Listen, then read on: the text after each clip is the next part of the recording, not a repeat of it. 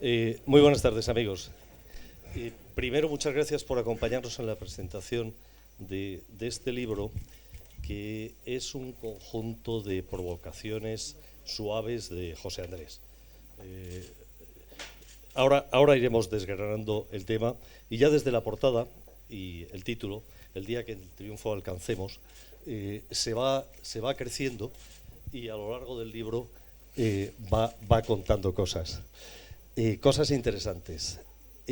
Nos acompañan en esta presentación Meritxell Batet, que es una socialista catalana, y que en el rato que le he podido conocer allá arriba es una persona inteligente, sensata y muy simpática, y que seguro que tiene un futuro espléndido en todo este asunto. José Luis Rodríguez Zapatero, que no voy a cometer la torpeza de presentarle, pero que sencillamente está aquí, también debería estar con derechos de autor, porque no sé si sabes, José Andrés, que en este libro le citas 37 veces. Prácticamente, bueno, nada más que una cuarta parte del libro está hecho con algunos trozos de los que utilizas o hablas con José Luis. En todo caso, está muy bien tenerte aquí nuevamente en nuestra editorial, aunque no hemos hecho un libro contigo, hemos hecho varios libros. El primero que hicimos fue un libro con Peridis, en el que tú hiciste la introducción, y unas veces te sacaba mejor y otras peor, pero la verdad es que la historia de los 8 años de tus gobiernos pues es un libro fantástico. Luego presentaste el libro de Miguel Ángel, y también estuviste presentando el libro de Fran Camaño, de la editorial.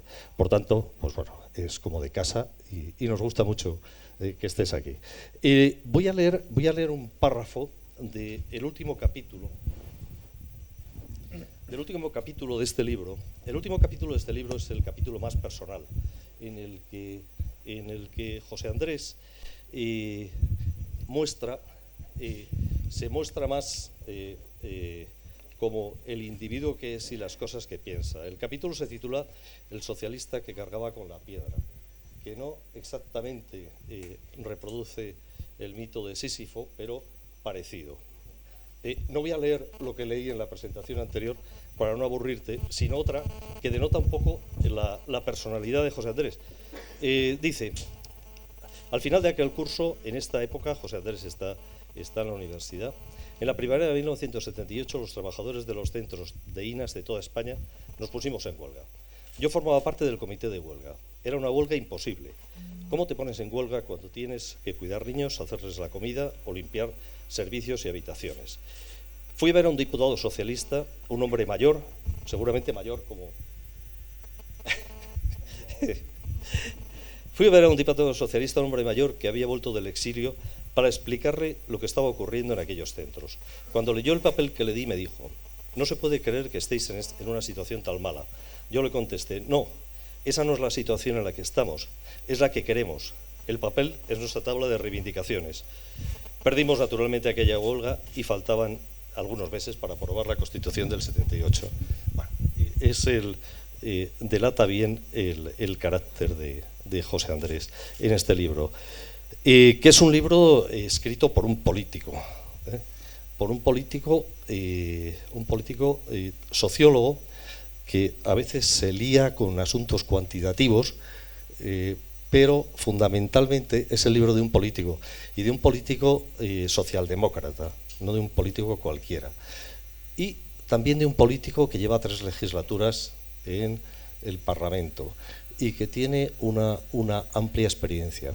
Tiene la virtud de que habla con cariño también de sus oponentes, aunque les mete unos rejones importantes, pero en todo caso todo el tiempo habla con cariño, y hasta habla con cariño de la prensa.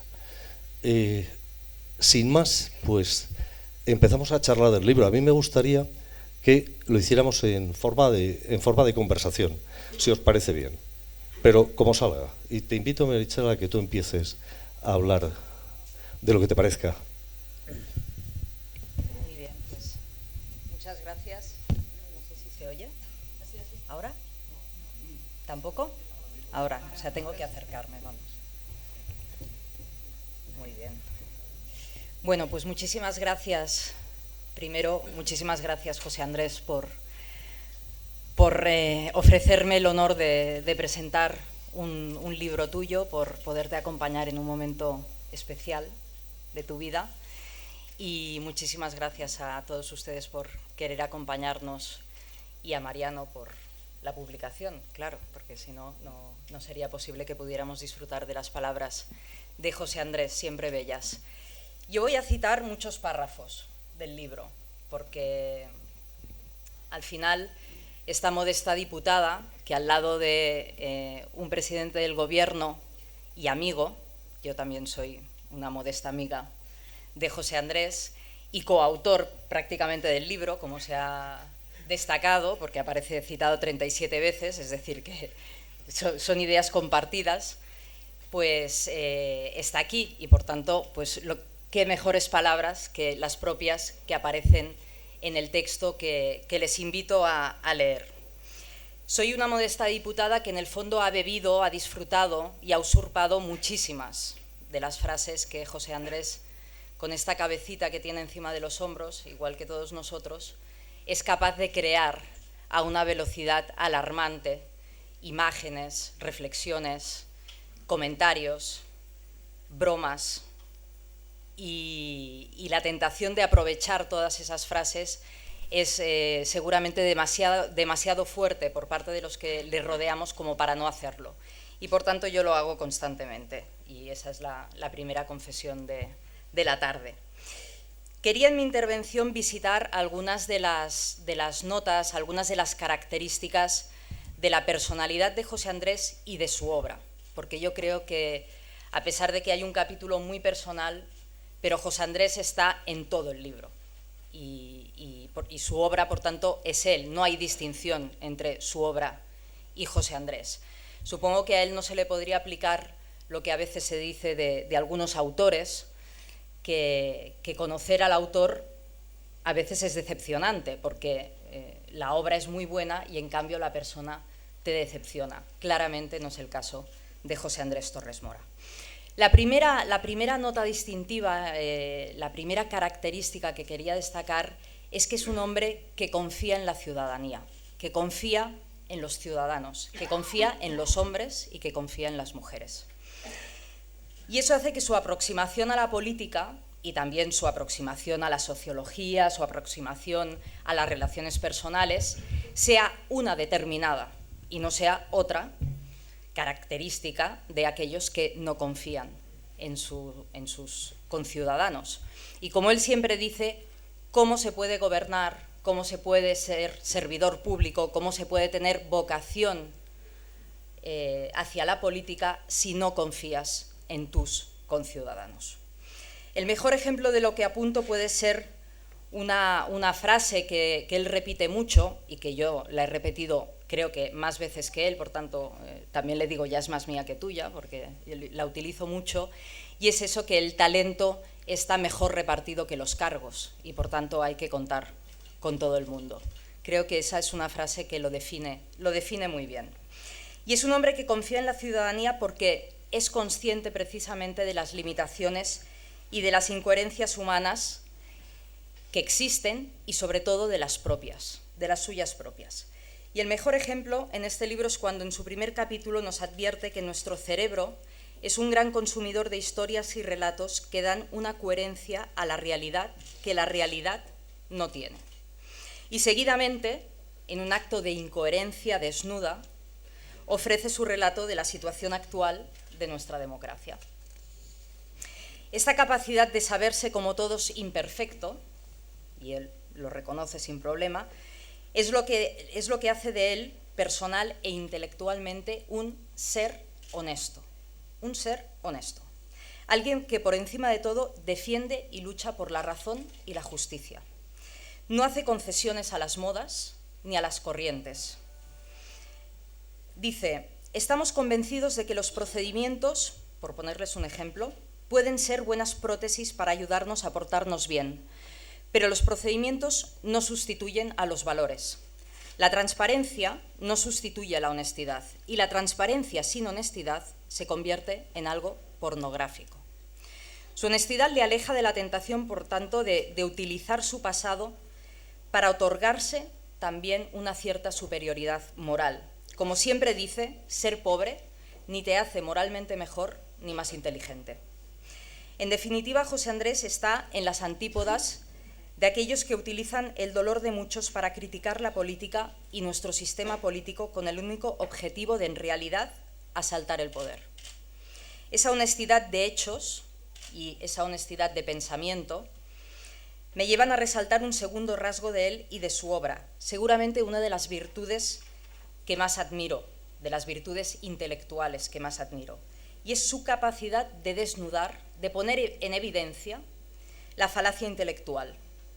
Y lo hace especialmente con la izquierda, cuando cree que los argumentos esgrimidos en el fondo se sostienen y se inspiran en un sistema de valores propio de la derecha, no propio de la izquierda. Y es desde el campo de juego de la razón, desde donde desmonta de manera brillante las explicaciones simples a problemas muy complejos. Y dice que es verdad, nos suelen dejar más tranquilos, aunque igual de ignorantes. Por ejemplo, cuando se habla de la crisis de la democracia o de la crisis de la política, que él piensa que es cierto, existe esa crisis de la democracia y esa crisis de la política, cuando parte en ese debate, dice, hagámonos una pregunta previa antes de empezar a pensar en las soluciones, ¿no? Y son estas preguntas que te dejan clavado en el asiento y dice, no, es que dependiendo de la respuesta que nos demos, las soluciones que buscaremos serán muy distintas. La política tiene un problema de impotencia o de prepotencia. Es una cosa simple, dices, hombre, se le podría haber ocurrido a cualquiera, ¿no? Pero a cualquiera no se le ocurre.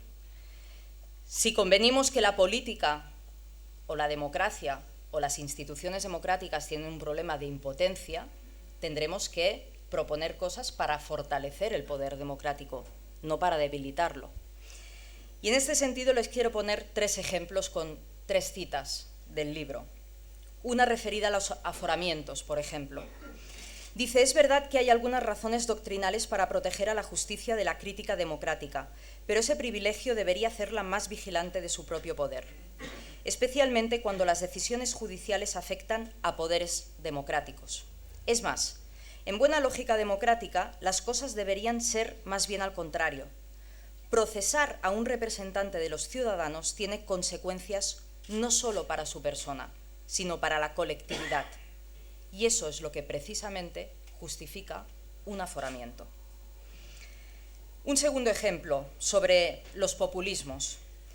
Dice, decir que todos los políticos son de una misma clase es el anverso de una moneda en cuyo reverso se afirma que todos los ciudadanos son de la misma clase y por tanto que en la sociedad no hay grupos con intereses contradictorios, ni conflictos, ni desigualdades sociales. Para los totalitarismos de derecha, afirmar que hay una clase política es una forma de negar que pueda haber políticas de clase. Para los totalitarios de izquierda, la clase política y la política burguesa en general solo sirven para entorpecer el avance revolucionario de un pueblo. Y el tercer ejemplo, que se refiere a una imagen que se repite constantemente, y son las fotografías de escaños vacíos en el Congreso de los Diputados. Dice, el parlamentarismo tiene algunos problemas serios, pero no son los que generalmente se cree. Por ejemplo, es frecuente que algún medio de comunicación publique una imagen que muestra los escaños del Congreso prácticamente vacíos. Suele dar paso a toda una retahíla de noticias sobre el sueldo de los diputados. Sería bueno preguntarse por qué legislatura tras legislatura se repite la escena de los escaños vacíos. Si lo hacemos, encontraremos mejor la respuesta en el funcionamiento ordinario del parlamentarismo moderno, donde el debate en el Pleno es solo la formalización pública de todo un trabajo previo, de largo proceso de deliberación en el que es posible hacer lo que sería imposible hacer en una sesión plenaria. La tercera particularidad de José Andrés, que quería compartir con todos ustedes, es que es tan demócrata tan radicalmente demócrata que es, ante todo, republicano. Y a esa palabra asocia dos conceptos: libertad y ciudadanía. El valor que fundamenta su pensamiento político es la libertad. Él es, de hecho, la encarnación del hombre libre. Como él siempre dice, soy ese que no tiene amo. Un hombre que es socialista porque es libre, y que defiende que la libertad debe ser el primer valor de la política, para lo que nos cita a Pablo Iglesias, el fundador del Partido Socialista Obrero Español. El socialismo es la libertad. José Andrés aspira a una sociedad de ciudadanos y de ciudadanas, y aquí está el concepto de ciudadanía, unidos en un proyecto político que defienda esta libertad. Y dice él en su libro: me explicaré utilizando una cita del espléndido libro de Maurizio Virole Por amor a la patria. Para los patriotas, el valor principal es la república y la forma de vida libre que ésta permite. Para los nacionalistas, los valores primordiales son la unidad espiritual y cultural del pueblo.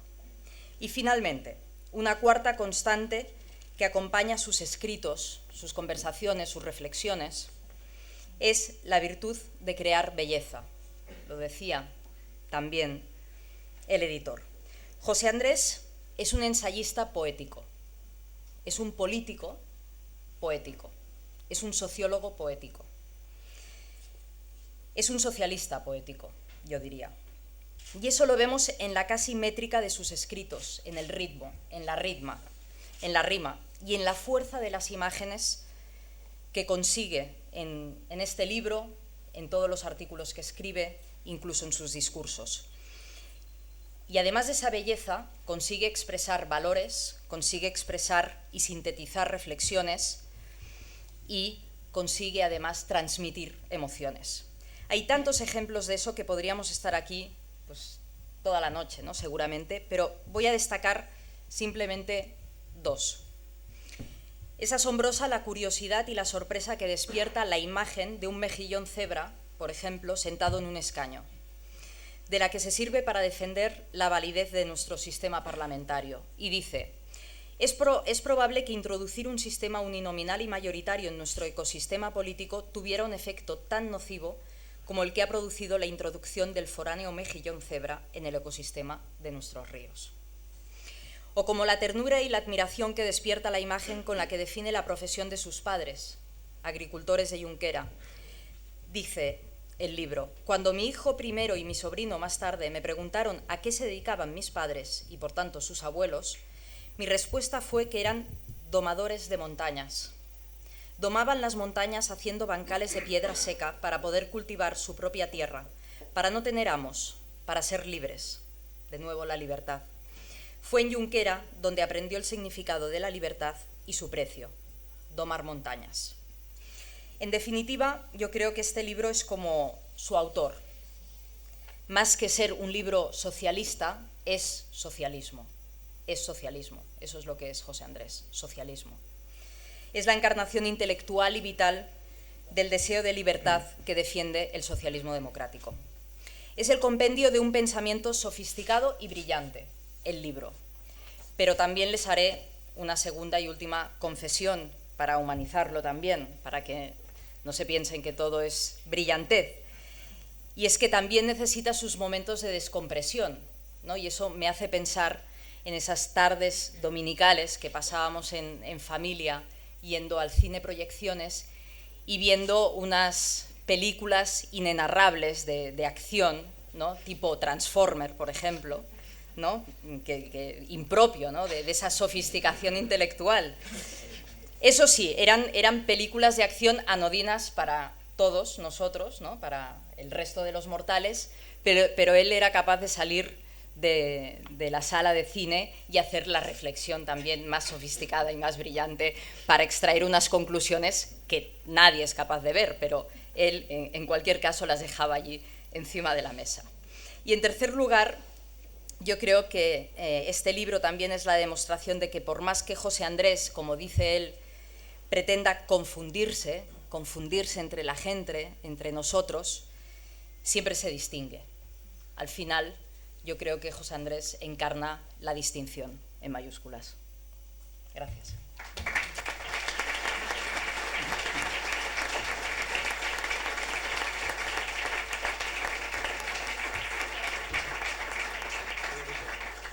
No ha sido muy breve, ¿no? Muy bien, muchas gracias. Buenas tardes. No sé si se oye bien, espero que sí. Buenas tardes, María. Buenas tardes, María. Dale un beso a Andrés. He empezado por lo mejor de José Andrés. No, pero él no me dejará mentir si reconoce que una de las cosas que más reiteradamente le he dicho a lo largo de nuestra intensa relación y amistad es: pero qué suerte has tenido con María. Es verdad. Bueno, pues empecemos por lo más importante. Y ahora pasemos a decir que para mí no es fácil esta presentación, porque cuando se junta la amistad más el afecto más la admiración, uno está condenado a perder la objetividad. Y hago de antemano ya esta declaración de principios. No van a oír una intervención objetiva. Van a oír una intervención subjetiva, quizá políticamente incorrecta, pero en fin, alguna vez tengo ganas de hacerlo. Y por tanto diré que este libro es un testimonio. Es un testimonio de un socialista completo. Es un socialista completo porque piensa, reflexiona y actúa en función de cómo piensa. José Andrés es un hombre coherente y eso es un rasgo del socialismo.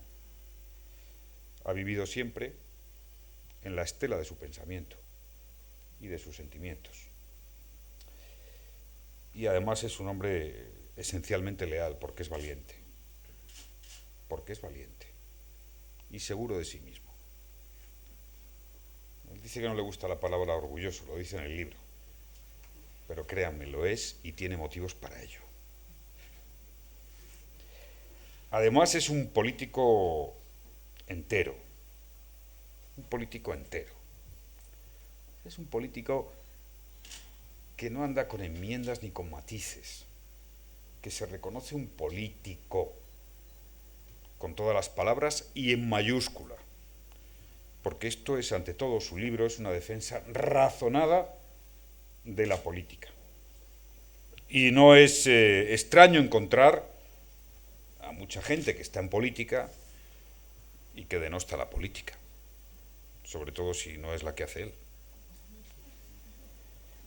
Y además José Andrés, además de un socialista completo, de un político entero, es aquello que es más difícil de ser en la vida, que es un gran demócrata. Debo confesarles que yo me considero un demócrata razonable, aceptable. Es de las cosas que no se me ha cuestionado. Y siempre he pensado que José Andrés es más demócrata que yo.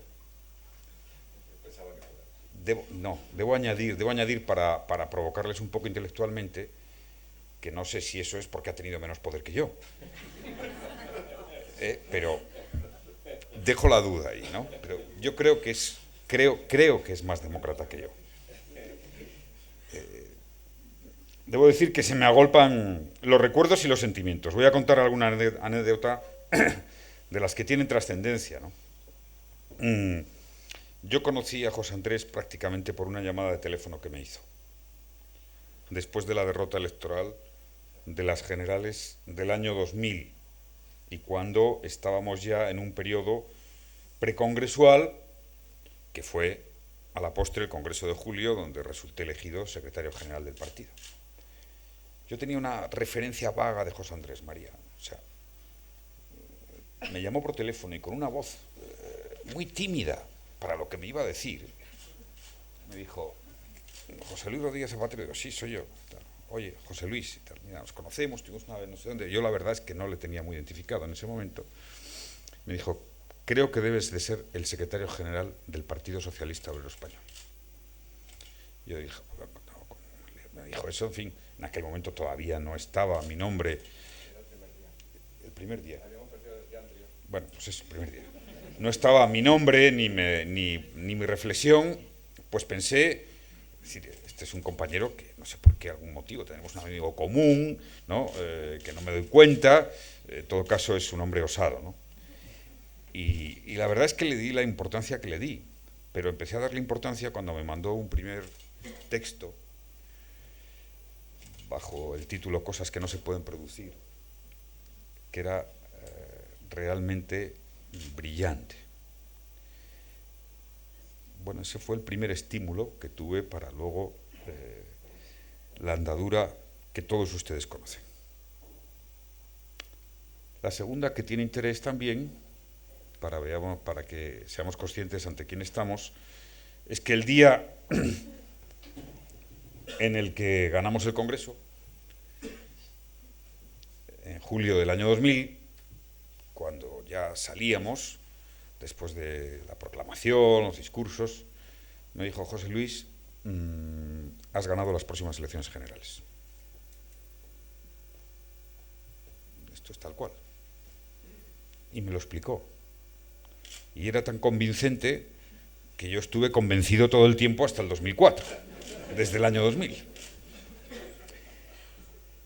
Por ello, en efecto, estamos ante una persona que ya pueden ustedes darse cuenta de la cercanía con la que ha estado conmigo, trabajando, ayudando, iluminándome y, ante todo, siendo leal en el mejor sentido, porque siempre fue un pensamiento libre que me dijo siempre lo que opinaba y hizo siempre lo que quería. Y cuando hacía algo que realmente yo no pensaba que era la línea adecuada, lo hacía y, como buenos demócratas que somos, nos respetábamos. Está aquí Tomás Gómez y lo sabe muy bien. Bueno, pues esa es la grandeza de la democracia y del Partido Socialista. Y del Partido Socialista, al que José Andrés reivindica en este libro, y yo me alegro, me enorgullezco de que los compañeros reivindiquen al Partido Socialista, más allá de cada momento y de cada tiempo. Y es verdad que mis palabras no pueden ser más que de gran cariño, porque de las 37 veces que me cita, las 37 son para defenderme. Y yo creo que es bastante extraordinario leer un libro en el que todas las veces que se me cita es para defenderme y apoyarme. En fin, por tanto, la cortesía me obliga. Pero más allá de eso, recuerdo algunos de los momentos de aquella etapa, sobre todo que era mi jefe de gabinete. Debo decir que era un gran jefe de gabinete y que durante un tiempo, pues su tarea fue muy en solitario. Esas veces que se dice, bueno, la estructura de los partidos, en fin, pero les voy a contar una anécdota. La primera vez que fuimos a ver a Aznar a la Moncloa, y él me acompañó y estaba allí el jefe de gabinete de Aznar. Yo le presenté al presidente del gobierno Aznar en aquel momento y le dije, es José Andrés Torres Mora, mi jefe de gabinete. José Andrés le da la mano a Aznar, muy educadamente como es él, ¿no? Y le dice, soy el jefe de gabinete y el gabinete entero.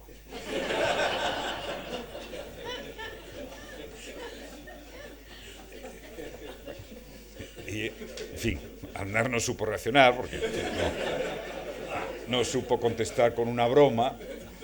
Ya saben que no es algo muy habitual en el expresidente Aznar, pero esa anécdota la tengo grabada. Y luego la vivencia de preparar los discursos. Estos días he rememorado mucho el trabajo intenso que hicimos preparando los discursos de los debates parlamentarios sobre la guerra de Irak, y los he releído con interés porque algunas de las cosas que allí dijimos sobre lo que suponía aquella intervención militar se han proyectado en el tiempo. Hoy las tenemos en carne viva, en carne propia, y él contribuyó de manera decisiva a esa reflexión política en aquel momento, que sigue, en mi opinión, muy, muy vigente. José Andrés es sociólogo, y recuerdo las agónicas tardes de invierno en el despacho de Ferraz, repasando las encuestas, muchas veces con José Luis Zárraga, ese gran sociólogo que está con nosotros, ¿no?, y amigo, sobre todo preocupado por uno de los temas que aparece tratado y que más le ha inquietado intelectualmente a José Andrés, ¿no?, que es el tema de la identidad nacional de los españoles y de las identidades diversas. Ese es uno de los fragmentos mejores de este libro. Es un libro de fragmentos, yo lo llamaría fragmentos democráticos, porque es lo que aparece ahí. Todo es una reflexión al final sobre la democracia. Y esa inquietud, recuerdo analizando las encuestas, yo creo que no hay nadie en España que se sepa mejor cómo ha evolucionado la pregunta de cómo se siente usted español, solo español, español y catalán, español y gallego, a la vez, y merece la pena profundizar, leerlo con calma, para advertir también que hasta eso la identidad es algo cambiante en democracia y determinante para la idea de la convivencia. Y como él dice siempre que los socialistas nos sentimos un poco en el medio, cuando el debate de las identidades nos sentimos un poco empujados por las identidades singulares y por la identidad nacional española, ¿no? He concluido después de leer ese capítulo atentamente que quizá la tarea histórica de los socialistas va con nuestra piel, con nuestra concepción de la democracia, es que se nos considere muy poco nacionalistas, ¿eh? Porque alguien tiene que haber que sea poco nacionalista para que haga convivir a todos los nacionalistas. Esa es la tarea, y por tanto creo que es una buena consideración. A veces se nos critica por falta de patriotismo, pero tenemos un patriotismo para que los patriotas de las banderas se sientan también a gusto de las distintas banderas y las puedan compartir en España. Y hay otro fragmento, que es al que quiero referirme muy brevemente y recomendárselo efusivamente, porque creo que contiene una de las reflexiones más brillantes que he leído, podríamos citar con nuestro querido amigo Innerarity, quien le ha dedicado a José Andrés el último libro. Innerarity es quizá uno de los filósofos de la política contemporánea mejor de este país, y que hace un excursus realmente en profundidad sobre el concepto de democracia representativa, el concepto de pueblo, el concepto de multitud, evocando a Jefferson, y la concepción de lo que significa una democracia de ciudadanos y una democracia representativa. Está a partir de la página 160, y me parece que es el capítulo 7, que titula Los partidos son políticos. Y precisamente los partidos no son los que parten, viene a decir José Andrés. Los partidos son los que unen distintas sensibilidades, unen en torno a unas ideas comunes y por tanto vertebran, por tanto establecen un vínculo de representación en una sociedad que es plural, inmensamente plural, afortunadamente inmensamente plural, y que ese concepto de pueblo como algo unívoco, como un ente que se mueve, es ciertamente una abstracción no inteligible en democracia, y que por ello cuando oímos o escuchamos a quienes invocan el concepto de pueblo, pues tenemos siempre que poner un punto de precaución y un punto de reflexión en profundidad. Les aconsejo efusivamente porque viene a recuperar una de la mejor tradición sobre el debate en torno a la democracia representativa y la falacia de las alternativas a la democracia representativa. Es auténticamente lo más importante para mí de este libro. Dos cosas para terminar, ¿no? Por la propia personalidad, el otro día me decía un amigo, un buen amigo que nos quiere, un escritor, decía, no, si es que vosotros en algún momento habéis parecido casi como intrusos, ¿no? Por vuestro estilo de llevar el poder y por vuestra forma de trabajar, ¿no? Y eso, en fin, por un lado me preocupaba, obviamente, pero por otro me consuela mucho, ¿no? Porque no es malo que en la democracia, que se lleva también con la humildad, ¿eh? Es decir, yo creo que le sienta fantásticamente bien a la democracia la humildad, haya un cierto aroma de no victoria en el libro.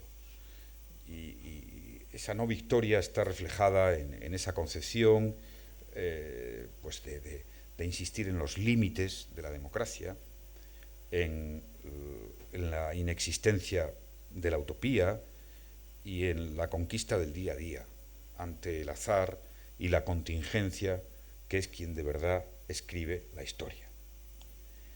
Bien, por ello como admiro la reflexión que se contiene especialmente en ese fragmento número 7, José Andrés ha cometido un pecado con este libro, un pecado.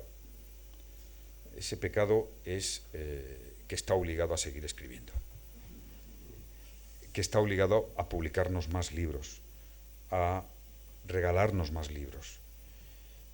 Nuestro país ha conocido en los últimos 35 años unas conquistas y transformaciones impresionantes. Después de 40 años de túnel oscuro, insoportable, ahora que lo recordamos los 40 años, cuando uno ve las imágenes, yo todavía lo viví algo, piensa realmente si aquello fue así, con las imágenes que vemos, pero sí, fue así, incluso peor, fue así, incluso peor. Y por tanto cualquier juicio no puede ser más que un juicio de balance razonablemente positivo. Pero necesitamos, porque no lo pudimos tener, necesitamos la reflexión intelectual sobre la democracia y la política, más a fondo. Y esa reflexión intelectual nunca será tan rica sobre aquellas que pueden escribir desde la ciencia y el pensamiento, desde el nivel intelectual, como hace José Andrés, y con una gran experiencia práctica. Porque esa suma es imbatible. Por tanto, José Andrés, estás obligado a seguir escribiendo. Ahora libros, has escrito muchos discursos para mucha gente, pero ahora tienes que escribir libros tuyos, firmados por ti, para el disfrute general y para que el Partido Socialista pueda decir que tiene, porque los tiene, personas de tu nivel intelectual y de tu aportación al pensamiento democrático contemporáneo de España. Me ha extrañado porque creí que ibas a hablar más veces de Junquera. Yo vivo Junquera prácticamente de cerca y Málaga. Es verdad que yo he estado muchas más veces en Málaga que él ha estado en León, pero Junquera está en él porque representa esa forma de ser, ¿no? De alguien que sus orígenes, sus padres, tus padres, a los que queremos, a los que hemos querido, por su trayectoria, pues están presentes en él. Y el título del libro me lleva al final. La verdad es que el título es original, ¿eh? El día que el triunfo alcancemos. Y todos sabemos lo que evoca, ¿no? Pero leyendo el libro y haciendo la reflexión política, claro, en fin, tan cercana y que tanto me afecta, la verdad es que ya sabemos que no hay un día en que el triunfo alcancemos, ¿no? Lo sabemos bien. No hay un día en que el triunfo alcancemos. Pero yo creo que es muy importante que el triunfo no nos alcance a nosotros. Y yo creo sinceramente, José Andrés, sobre todo a ti, que el triunfo no nos ha alcanzado. O sea, no nos ha tocado. Y por ello podemos estar aquí de esta manera, desde la amistad sincera, antes, durante, después, contemplando de lejos el poder y manteniendo viva la pasión por la política. Esa pasión, Meritxell, por la que merece aventurar la vida, todo, en nombre de las filas que representamos, que representas tú ahora.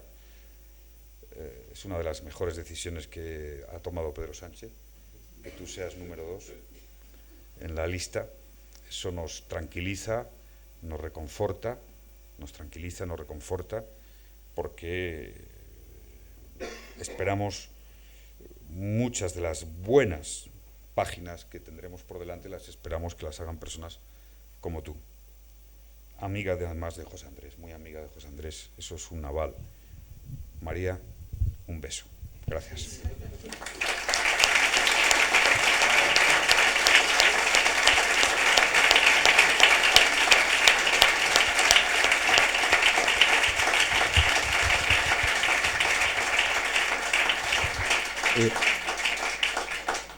José Andrés, primero voy a contar lo que querías que contara, que no lo he contado al principio, y es que este es un ensayo con música de novela, que es cierto que es un ensayo con música de novela.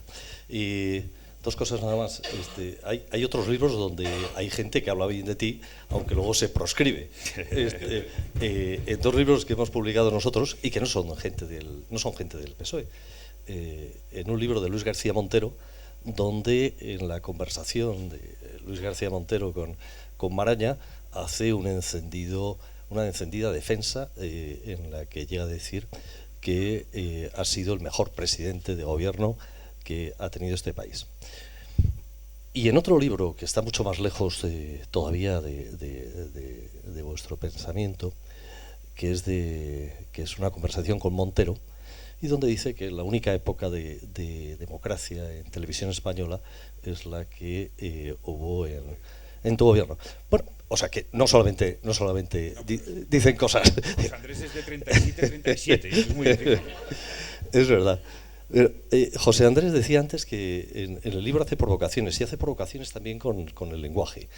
En realidad intenta confundir a los lectores para que encuentren de lo que está hablando, y titula las cosas contradictoriamente. Cuando dice en contra de los políticos, en realidad es a favor absolutamente de los políticos, pero cuando denosta el orgullo, pues a continuación dice que está absolutamente orgulloso de su patria y de su familia.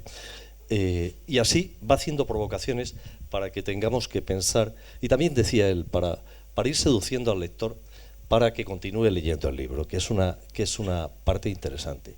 Y luego cuando hace de pitoniso, para completar lo que decías de cuando te adelantó que ibas a ser secretario general, no solamente te lo dijo a ti, el otro día veníamos en el AVE y nos lo contaba, no sé a qué personaje, a alguien muy importante, antes de decírtelo a ti incluso, a Echanove, le decía, bueno, le preguntó, ¿y quién va a ser el próximo secretario general? Dice, bueno, pues va a ser José Luis Rodríguez Zapatero, aunque él no lo sabe. José Andrés, pues somos todos tuyos, ya sabes. Muchas gracias. Muchas gracias primero a todos vosotros. Estáis aquí un montón de amigos. Estáis aquí un montón de amigas y de amigos míos, bueno, algunos de cuando teníamos 10 años. O sea que, bueno, vaya, luego os abrazo a todos, claro, os tengo que abrazarme. Me dejáis luego que os abrace uno a uno y os quiera. Así que muchas gracias, muchas gracias. Y bueno, Meritxell, bueno, pues, ¿qué decirte, ¿no? O sea, todo el mundo lo ha visto. Y presidente, bueno, tampoco, es que la mejor palabra que puedo tener es gracias, gracias. Muchas gracias. A María le he dedicado el libro. Le he dedicado el libro. Yo creo que ella cambió, bueno, me ha dado también muchas más cosas valiosas que el libro. Y bueno, pues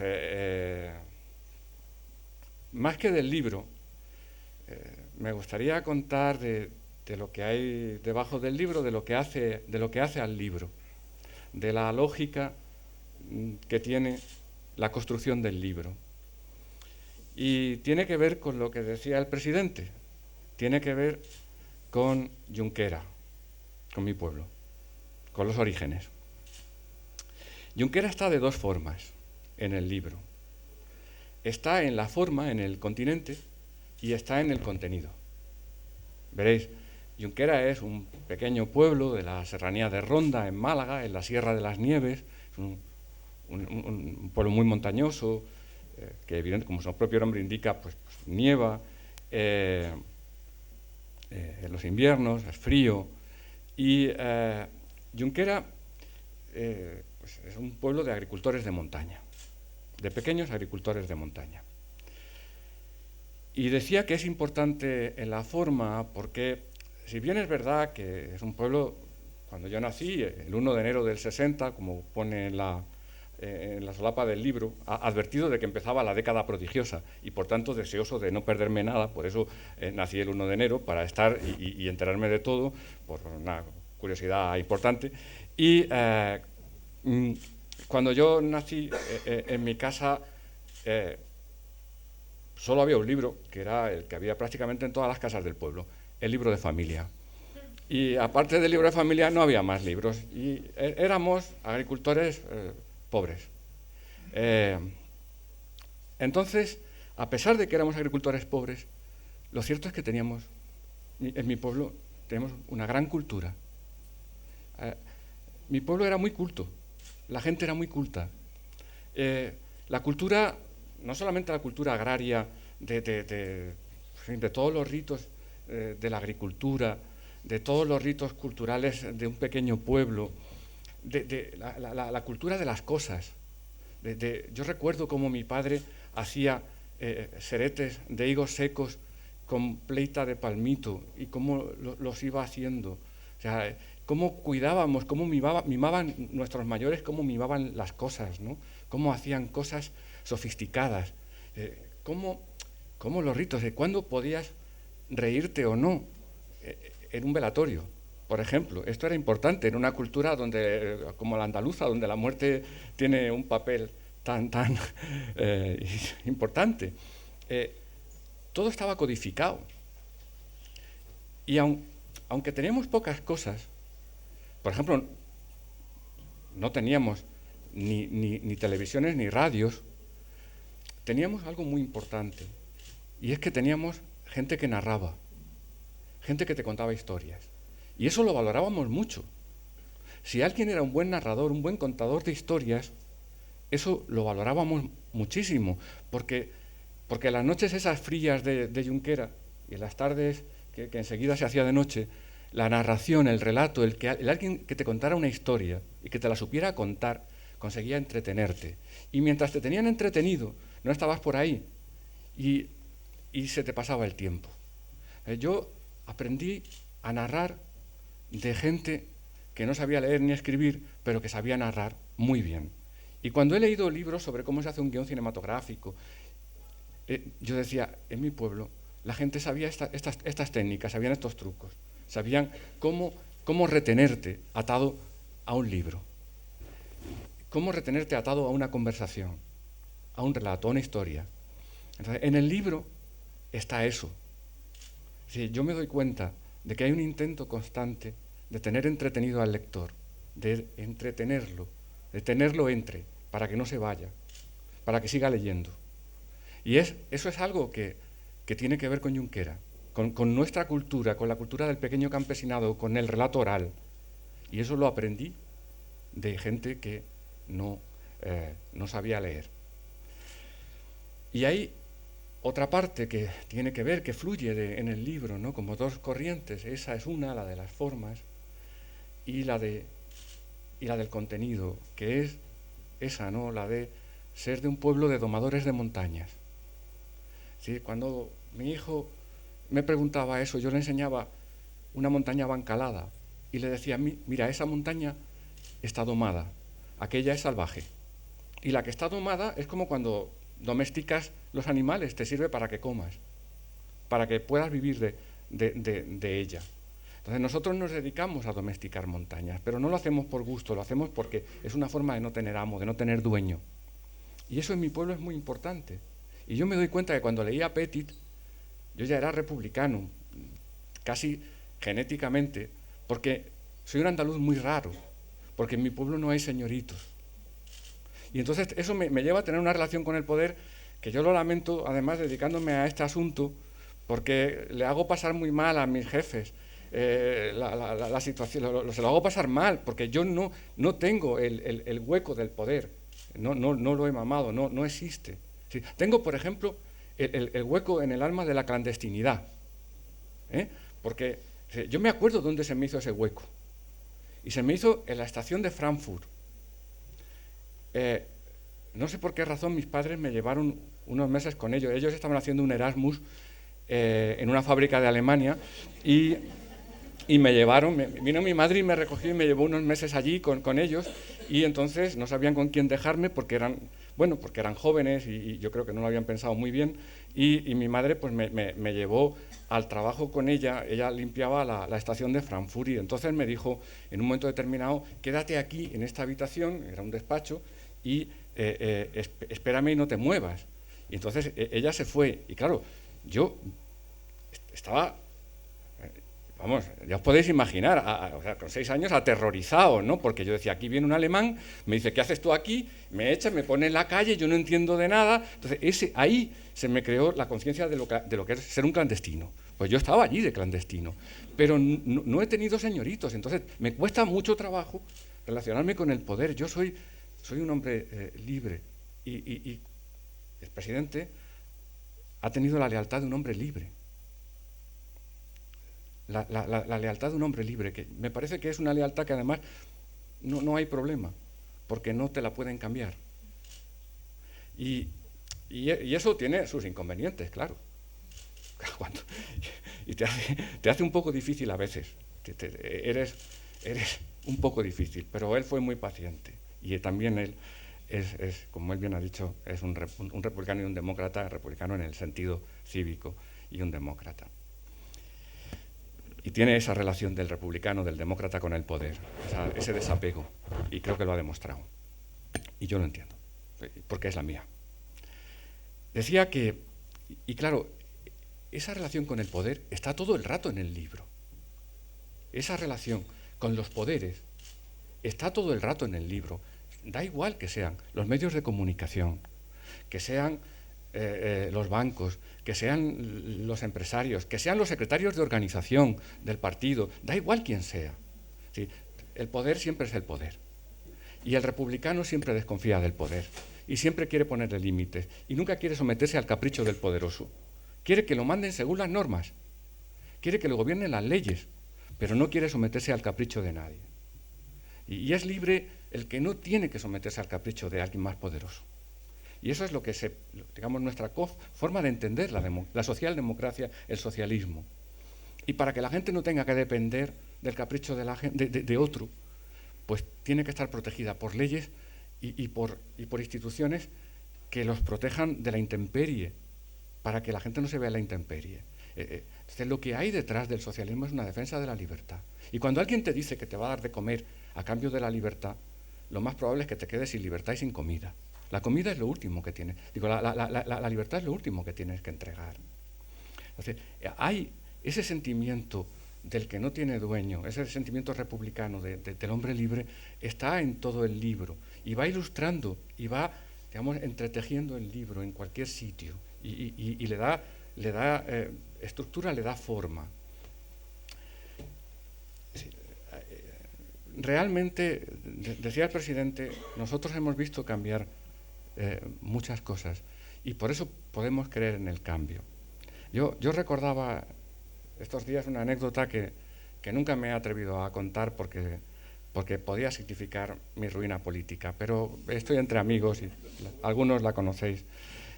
Y bueno, y alguna vez tiene que quitarse uno este enorme peso en la conciencia, ¿no? Ya que, bueno, contaba que me llevaron mis padres, además freudianamente, me llevó mi madre y me devolvió mi padre a España y me dejaron allí en el pueblo. Entonces me pasé muy bien los 6 y los 7 años en el pueblo. Me iba con mi amigo José Manuel y con mi primo Manuel a cuidar las cabras del abuelo de José Manuel. Y pasé 2 años cuidando cabras y muy bien, y no me escolarizaron, se olvidaron de escolarizarme.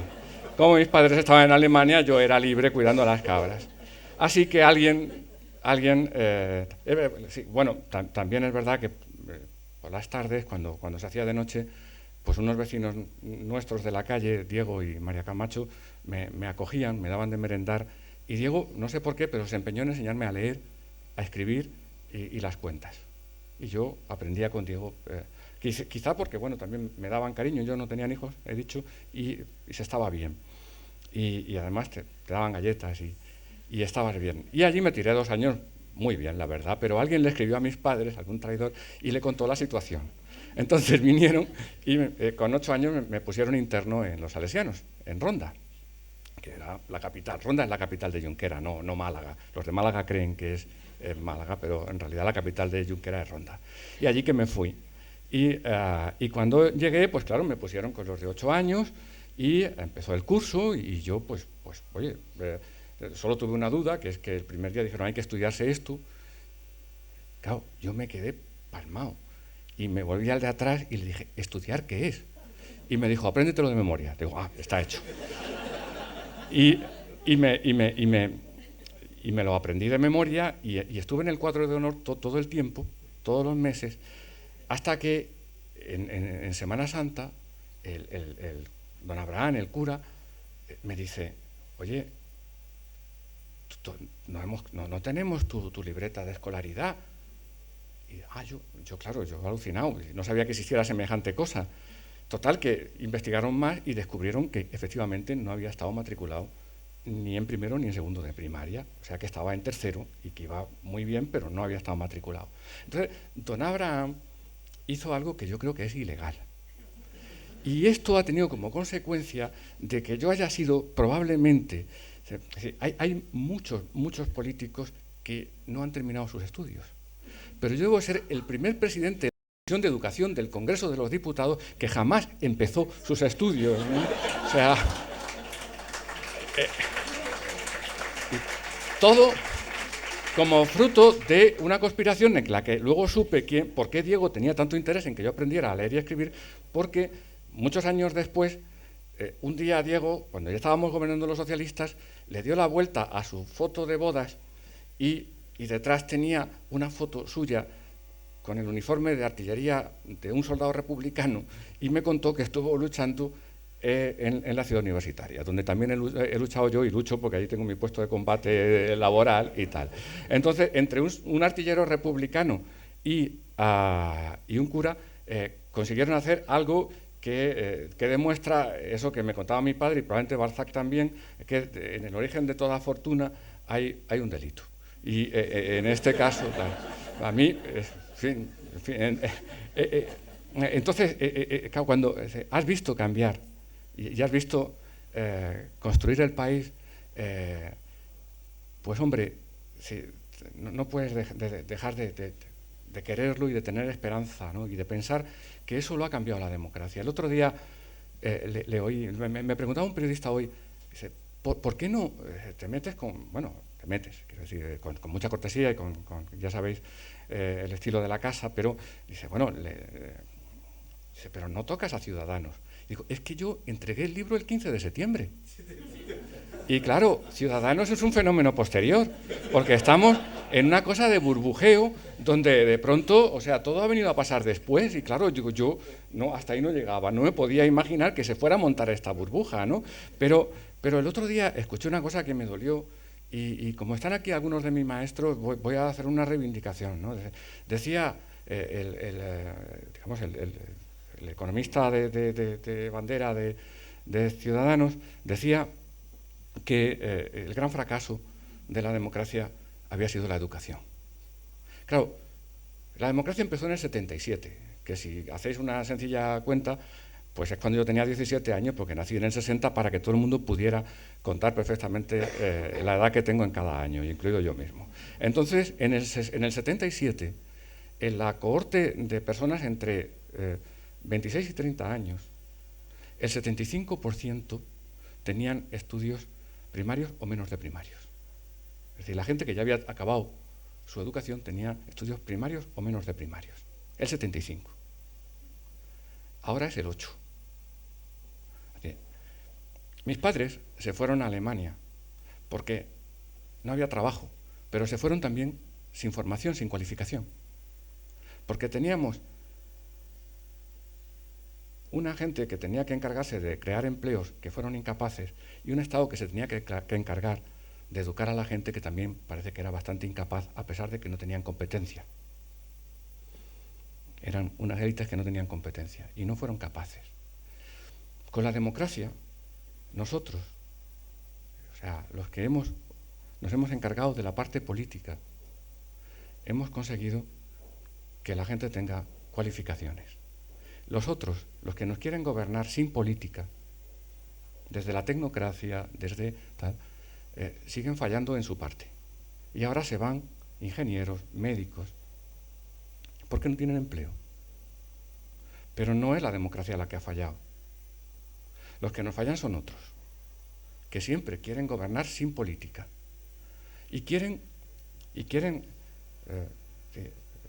no son conscientes de que hay una gran diferencia entre ser un ciudadano y ser un empleado o un consumidor. Nosotros creemos y luchamos por los ciudadanos.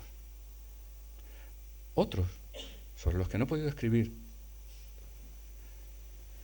de lo que están hablando son de empleados, es decir, de gente a la que tratar como empleados. Y uno no es un ciudadano en una fábrica. Ahora menos, porque tiene menos protección laboral. Y uno no es un ciudadano porque sea un consumidor. ¿Sí? Y por eso la reivindicación todo el rato de la libertad en la política y en el socialismo. Porque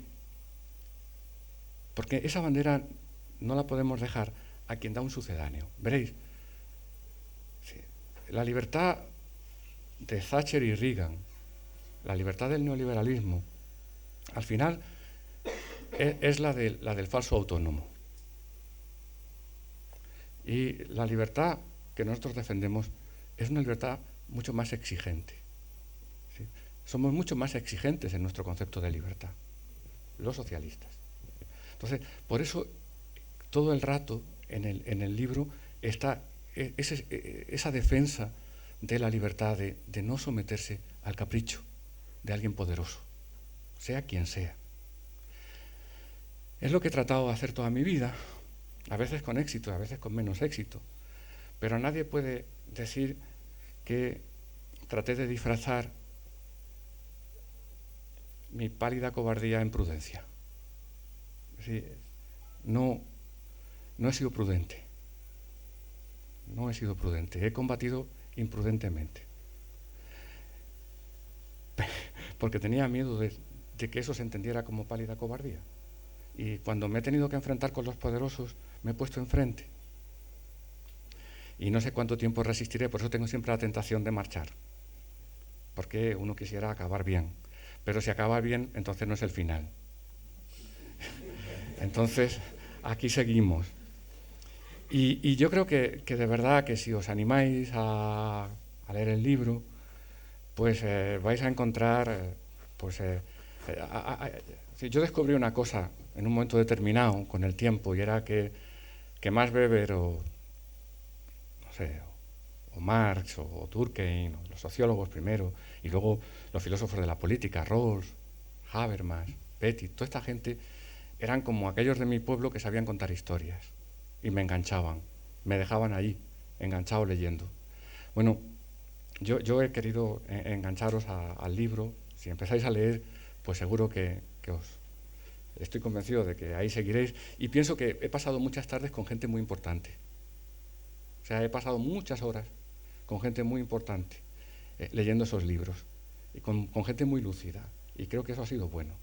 Bueno, yo trato de emularlos, evidentemente no a ese nivel, pero trato de emularlos y de transmitir esa experiencia de pensamiento y de reflexión, de pensamiento y de acción, y esa defensa de la política, y esa defensa del Partido Socialista, y esa defensa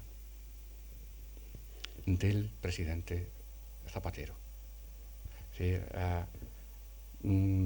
creo que, sinceramente, lo he dicho muchas veces, creo que hasta que no, de verdad, no lo reivindiquemos, tenemos un tiempo inexplicable. Si tienes un tiempo inexplicable, entonces hay una oquedad ahí que no te da, que no tiene, y no hay razón, no hay razón.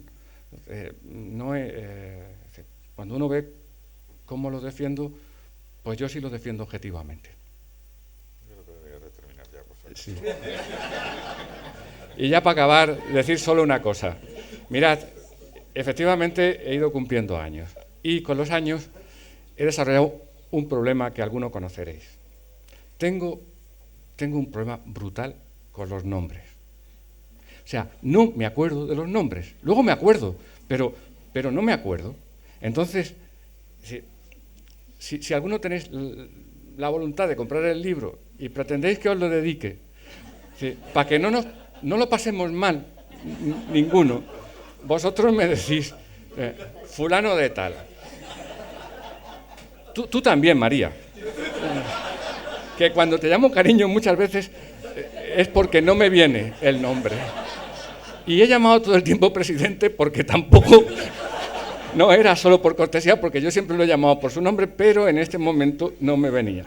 Entonces, y si cuando me decís el nombre y yo empiezo a escribir, veis que me quedo así como cortado, decidme, José Andrés, tú te llamas José Andrés.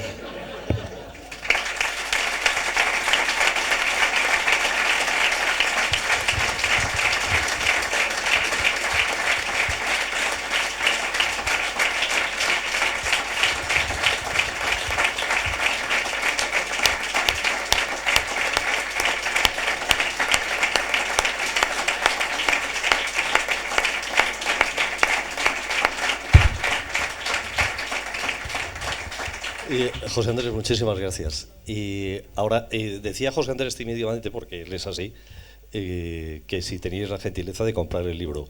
No se os ocurra salir sin comprar el libro, naturalmente. No es la gentileza. Está muy bien que hayáis venido, pero es muy bueno para lo nuestro que compréis el libro. Y que él lo va a firmar encantado de la vida.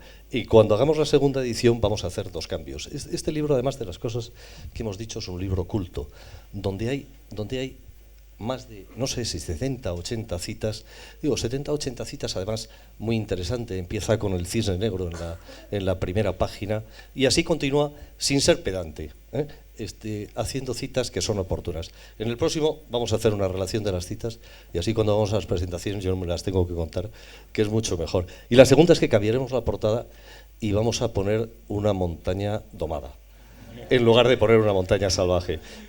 Muchas gracias a Blanquerna, que nos ha acogido en este estupendo sitio, y además nos invitan a una copa de cava mientras José Andrés trabaja, que es lo suyo. Muchas gracias a todos.